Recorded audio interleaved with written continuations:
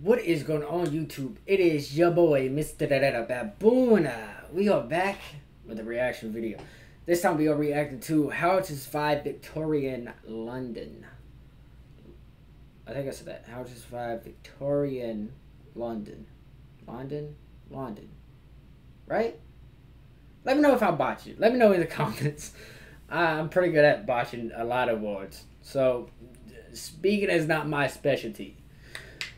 Neither was writing. Actually, there's a lot of stuff that's not my specialty. But that's besides the point. Make sure you guys do like, comment, subscribe, turn on post notifications, comment down below what you guys think about the video. Share the video if you guys do enjoy. So, we are going to be reacting to this. And turn on post notifications. You know what I'm saying? Check the description. I will have the link for the video down in the description. So, if I'm being honest, I don't know much about this. So this is definitely gonna be new for me. So hopefully I can understand it, because sometimes I can be a little bit slow. Oh, and the smoking, me smoking in my reactions and everything will be coming back hopefully very soon. So because I have some cones right here that I'm gonna be using. So make sure you guys do like, comment, and let me know what you guys think, because I feel like sometimes my reaction videos when I'm like pretty stoned can be pretty good, I feel like.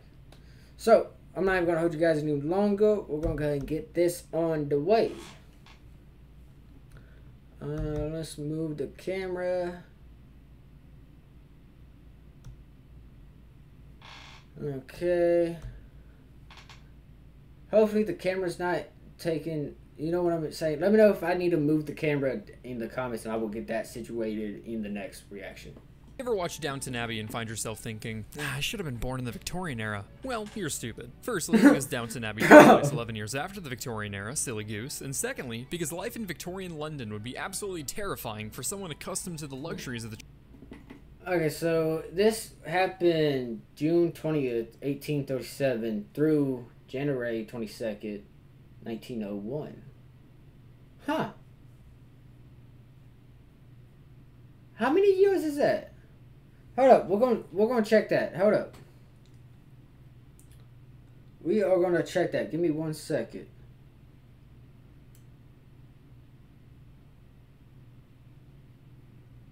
Hold up. 64 years? Bruh. That's a long time. 21st century. But let's say you somehow end up in a Freaky Friday situation and switch bodies with a bona fide Victorian. How are you going to survive the London streets? Not to worry. With my extensive background studying history, certified by my 90,000 Reddit karma, I'm here to teach you everything you need to know to survive the Victorian era. Okay.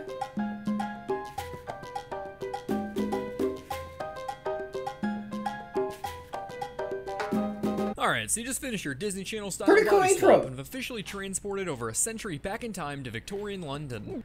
I also want to say this real fast. The animation right here, it looks phenomenal. So, I mean, I doubt, you know, he will watch any of my videos, or Overwatch will watch any of them, and, you know, Drawn to History will watch any of my videos. But shout out to you guys for your animation.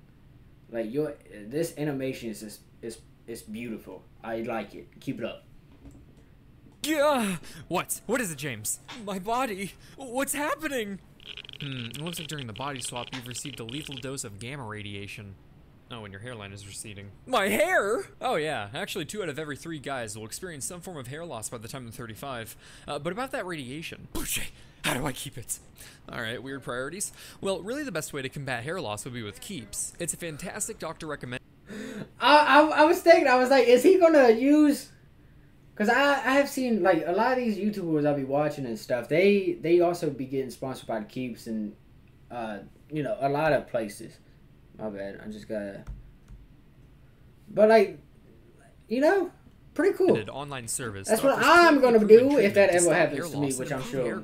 They're customer focused with a 24/7 care and support network of expert medical advisors and care specialists at the ready to help you with any questions you might have. Whether you're looking to prevent hair loss, stimulate hair growth, or honestly, if you just want to take better care of your hair in general, Keeps is perfect for you. They even got award-winning shampoo and conditioner. When's the last time you won an award? Never? I know. Here you go. Now for the radiation. Well, at least they'll go out with luscious curls. Hair loss stops with Keeps. To get 50% off your first order, go to keeps.com/bluejay or click that link in the description. That's keeps.com/bluejay. That's cool. Thank you, Keeps, I for like- sponsoring the video. I like Of how you course, did Alex, the, you're gonna have to wait a few centuries until like you've got the internet paid again, promotion as you're and now stuff. in I like that. Victorian London. The The little city sponsor, is I booming like from that. the results of the Industrial Revolution. The air is dense, but the stunning Gothic Revival architecture still manages to pierce. Bro, I'm just saying, I just want to say this. London is just so beautiful, bro. And I really hope one day I can go and see it for myself. See London. Like, there's a lot of places I want to go see. So hopefully I can go one day and see all this stuff that I really want to see. Through all the smog. It's a city of rapid expansion and expensive projects, starkly contrasted by the overflowing slums. But man, taking in all these new sights is really starting to make you thirsty. So you head on over to a well pump for a fresh sip of water. First mistake, what are you, crazy? You won't even survive a day here. You can't drink the water. Cholera outbreaks are about as common as an office quote in a Tinder bio. The booming population of London, combined with newly introduced indoor plumbing, resulted in overwhelming amounts of raw sewage. This sewage ended up in the Thames River, which happens to be London's main source of drinking water, thus completing the circle of life. During one cholera outbreak, Jon Snow, a supporter of germ theory, looked at all this sewage in their drinking water and had the hot take of, hey, what if we drink water, but without the poop? And ended the outbreak by ripping off the handle of a contaminated well pump. At the time, the community believed in the miasma theory, basically the idea that diseases were transmitted through foul odors. So government officials still rejected Snow's theory of fecal oral transmission, stating, "Germs in the water? Don't be ridiculous. It was stinky air." And this wouldn't be the last time a Jon Snow's potential was shattered. So unless you want to die a painful death, I suggest boiling your water, or just stick to hard liquor, where the alcohol will not only kill any germs, but also help drown that regret you're starting to feel for wishing to be in Victorian London, instead of shutting up and playing Wordle like a good little consumer. Okay. Okay. Okay. I mean, that was definitely something. Definitely. Black Friday deals Definitely for everyone in something. your home. But Going on I'm just now gonna at keep Ashley. talking because I don't want the ads to, overshadow me. Oh, All right, come on, now that don't you're do properly- Thank you. Hold up. We're gonna like. We're actually gonna subscribe. Shitface, you're gonna need to pinpoint your social class so you know who you're allowed to interact with. But isn't who I am inside more important than some social class? No! Simply talking to a social class higher than yours is enough to get you arrested here. Luckily, it's rather easy to find out which one you belong to. For example, are you over the age of 25 and alive? Then you're probably not in the lower class, as male tradesmen and laborers had life expectancies of 25 and 22 respectively. What? But let's say you find yourself a member of the respectable upper class. What can you expect from your newly found privileged life? Well, first off, you can kiss the thought of a hard day's work goodbye, because with the fortune your family has built over generations through certainly non-exploitive means, you'll never have to work a day in your life. So instead, you're gonna have to find out how to kill all this free time you got on your hands. Being a person with enough wealth to buy a handful of developing nations, or one GPU, you decide to use your money to give back to the poor people whose blood, sweat, and Fossy Jaws helped you build your riches. So you buy tickets to next Tuesday's Freak Show. Freak shows were essentially the MCU of the Victorian era, loved by people of all ages and social classes, except for pretentious people who prefer more refined entertainment, like seances. Everyone from your average Joe to Queen Victoria herself loved to goggle and laugh at all the different looking people performing. These freak shows showcase people with physical abnormalities, such as dwarfs, conjoined twins, giants, fat people, thin people, hairy people, ethnic people, and whatever else they thought would pique people's curiosity. Gather round, folks, gather round! For I'm about to unveil the wonders of the world. Pretty Realities but beyond your comprehension. Freaks from distant and foreign lands. Meet the man of hair. The precious Piper Pinky. And behold, Paul! I thought this was a freak show. Oh, trust me, Paul's a freak. However, the reign of freak shows came to an end as reports of mistreatment of the performers came to light, and the public was furious to find out that the people they went to laugh at for being less than human were being treated as less than human. But now that you've reached your limit of being near the working class who aren't actively carrying your dry martini on a silver platter, it's time for you to build your social status with your fellow aristocrats. To do this, you're gonna have to capitalize on some of the trends of the time. No, not child labor, we'll get to that later. I'm talking Egyptomania. Napoleon's campaigns in Egypt brought back trade and artifacts to Europe, eventually igniting a craze for all things Egyptian in the West due to its perceived exotic nature. This craze peaked during the Victorian era, and Victorians sure had interesting ways of indulging in this trend, such as hosting mummy parties. Not the Brendan Fraser kind, they weren't that based. Specifically, they held mummy unwrapping parties. Getting your hands on a mummy was the easy part. You could... Huh? Unwrap it? Bro, that's like disturbing the dead, though.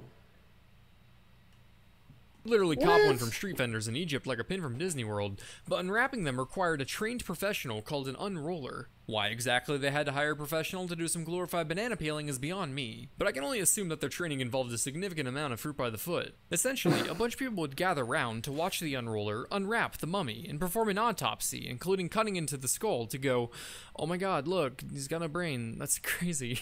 Fragments of the pungent mummy wrappings were then passed throughout the audience for their, pleasure, I guess. What am I supposed to do with this? While today we recognize hosting an unboxing party for corpses and disgracing a people's history is the most optimal way to speedrun a Twitter hashtag, the Victorians just couldn't help but satisfy their intrigue. And in their defense, they basically came gift-wrapped. But if you need any more convincing on how evil this practice was, the most famous unwrapper was a surgeon named Pettigrew. But overall, in the upper class, you won't need to worry all that much about staying alive. Except for the arsenic in your walls, lead on your dolls, corsets in your torsos, cyanide in your photos, strychnine in your tablets, explosive bits of plastic, kitchens full of toxins, morphine for your youngins, mercury-coated hats, radiation from your glass, kerosene in hair products, and asbestos in just... What? It's about everything. Good luck. But what if you aren't lucky enough to live the life of a Victorian Scrooge McDuck, and instead you find yourself living la vida pobre in the working class? Hold off on the booze there, buddy. As tempting of a coping mechanism alcohol is, we gotta make sure you even survive childhood first. Let's put you in a humble family of 7 kids and shit, 4 of your siblings just died. What? Oh yeah, nearly 60% of working class children died before the age of 5. Good for you, champ, you won the coin toss. I need to lie down. So long as it's in a minor chimney, because it's time for you to get to work. I'm 5 years old. And about time you started contributing to the family, you lazy leech. Without child labor laws, working class kids started working as early as 4 years old. Now pick your poison, chimney sweeping or coal mining. Well, I suppose it's just a 9 to 5. 9 to 5? No. Victorian children were expected to work 12 to 18 hours a day. Gotta beat out that optimism early. 18 to 12? I mean, 12 to 18? Right. Besides, you've only got that small stature for so many years. Companies have to capitalize on your ability to squeeze in the tight spaces while you can. Now, these are still your formative years, so we gotta make sure you choose the child profession that'll cause the least amount of physical and emotional trauma. There were a lot, but let's narrow it down to chimney sweep and coal miner, and weigh some pros and cons. As a coal miner, you can expect some permanent eye damage due to eye strain from the dark environment, respiratory problems from coal dust, permanent spine deformation due to stooping, and of course there was the occasional explosion or cave-in. But on the bright side, you're essentially playing the closest Victorian equivalent to Minecraft. As for chimney sweeps, say goodbye to the skin on your elbows and knees as that's all getting scraped off. You'll experience some irreversible lung damage from all the soot, and there's a high risk of death from falling or getting stuck in the tight chimneys. But at least you can die happy knowing that when Mary Poppins comes out in 100 years, Dick Van Dyke will forever cement your profession as much cooler than it actually was. So as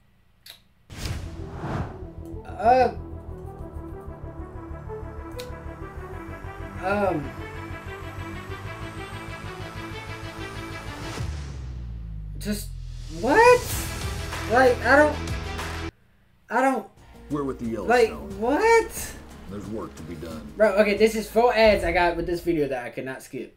So assuming you survive your childhood profession, it's time for the big boy world. Now, I know the idea of living poor in a Victorian city is probably a terrifying concept, but don't worry. The Victorians actually put in some effort to help the poverty-stricken wastes of oxygen excuse me, less fortunate folk. For example, if you're homeless, you can escape the cold at a penny sit-up, where for the small price of 1 penny, you get to sit on a bench in a shelter for the night. Whoa, now, don't get too crazy. You're not allowed to sleep here. What do you think you are, a human? You only paid for the privilege of sitting, and penny sit-ups even had monitors to ensure you didn't fall asleep. What? If you're looking to catch some Z's, you're gonna have to cough up an extra penny at a 2-penny hangover. Don't get too excited. Contrary to the name suggests, a 2-penny hangover is not a charity dive bar where you can drink yourself into an ethanol-induced coma. Instead, it was a rope that you literally hung over. Not the most comfortable experience, but at least you'll be the coolest kid on campus with your minimalist hammocking setup. The rope was ideal because it allowed the staff to quickly, dispense with all the poor people in the morning. But hey, maybe it was a good day at the factory and you walked out with 4 pennies in your pocket, you little aristocrat you. Well, you can afford to be a high roller and head on over to a 4-penny coffin. Yep. While it may look like you just got shipped back from the Crimean War, a 4-penny coffin was quite the step up from a rope, to be fair. You got to spend the night in a nice coffin, you had a tarp to keep warm, and you even got assigned your own little serial number, which is undoubtedly the closest you'll ever get to being acknowledged in your life. Speaking of life, you better get used to this one, as people didn't exactly graduate from social classes, so the only 4 walls you'll likely ever get to call home will be a coffin at best, or a coffin at worst. If you can afford it. But on the bright side, if you manage to survive through the era, you'll get to experience many of the following significant discoveries and advancements. America found its second manifest destiny with the discovery of crude oil in 1859. Charles Darwin published his book on the concept of evolution, meaning that in a few centuries we may evolve past thinking crocs are cool. Darwin's half-cousin, Francis Galton, took this research and started modern eugenics. Which led to problems. Alexander Graham Bell patents the telephone in 1876, a device that changed the world by allowing people to learn about their car's extended warranty. Germ theory would become accepted by the end of the Victorian era, and nobody would doubt doctors ever again. The 19th century saw many innovations in data visualization for statistics, which are used today for optimizing shiny Pokemon encounter strategies. The Bezimer process gave us bigger buildings for more people. Modern artillery gave us smaller buildings for less people. Radiation was discovered in 1896, leading the cancer treatment in Imagine Dragons. The Navier-Stokes equations were developed to describe the motion of viscous fluids and weed out chemical engineering students. And Carl Benz builds the world's first car while simultaneously killing the concept of peaceful suburban life. And those are just a few of the significant advancements made during the iconic Victorian era. So, Alex, are you excited for your new Victorian life? I don't think so. Elden Ring? Good boy. The Victorian era, disgusting and deadly, but inspired Bloodborne. 3 out of 10 stars.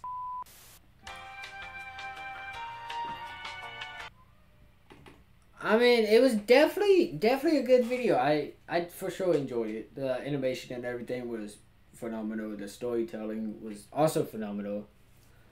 So, I mean, altogether, it was definitely a good video. I liked it. I liked how he was talking and, like, getting all these facts and everything. I definitely learned a lot. One thing I really learned is I never want to be in that era. Never want to be in that.